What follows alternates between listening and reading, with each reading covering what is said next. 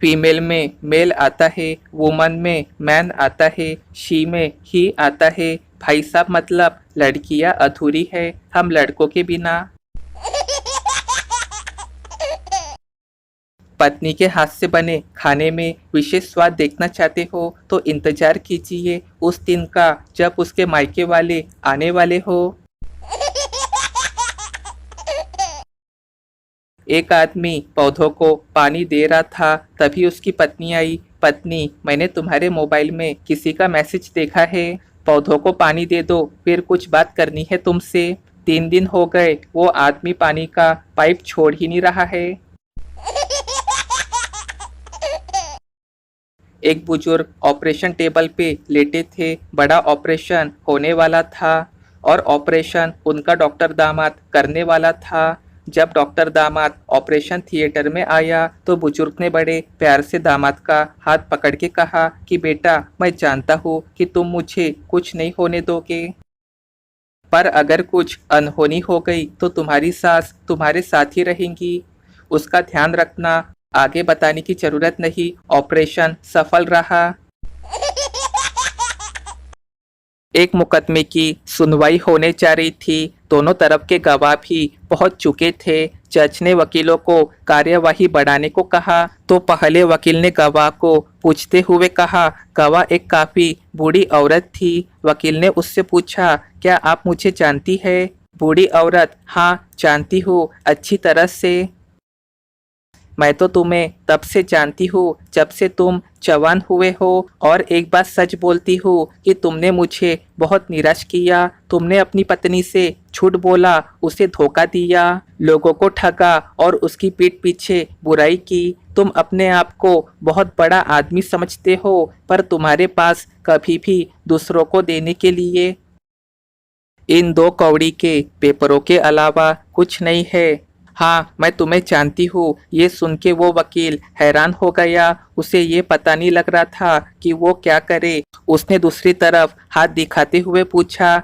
Madam, क्या आप mister Gajodhar को जानती है जो दूसरे पक्ष के वकील है? बुढ़िया औरत फिर कहती है, क्यों नहीं जानती, मैं मिस्टर गजोधर को बचपन से जानती हूँ। ये बहुत सुस्त और हट्टी होता था, पर अब तो इसको एक और समस्या भी है, पीने की। ये किसी के साथ भी सामान्य व्यवहार नहीं रखते और इनकी लॉ प्रैक्टिस तो इस राज्य में सबसे बुरी है। कहना तो नहीं चाहिए, पर इसने अपनी पत्नी के साथ और 3 महिलाओं को धोखा दिया है, और उनमें से एक तुम्हारी बीवी है। हाँ, मैं इसे जानती हूँ। दूसरे पक्ष वाले वकील गजोधर की तो जैसे जमीन के नीचे से मिट्टी खिसक गई, वो तो लगभग मर ही गया था। जज ने उन दोनों वकीलों को अपने पास बुलाया और चुपके से कहा, कमीनों, अगर तुमने इस औरत को ये कहा कि वो मुझे जानती है तो तुम दोनों को इलेक्ट्रिक चेयर पे बिठा दूंगा। एक आदमी की उस समय जोरदार पिटाई हुई जब वो अपने पत्नी से बोला, ला तेरे हाथों की उंगलियां दबा दूं, थक गई होंगी मुझे नचाते नचाते। उतना बुरा तो घर वालों की बेइज्जती करने पे भी नहीं लगता जनाब, जितना बुरा मोबाइल रिचार्ज खत्म होने पे लगता है।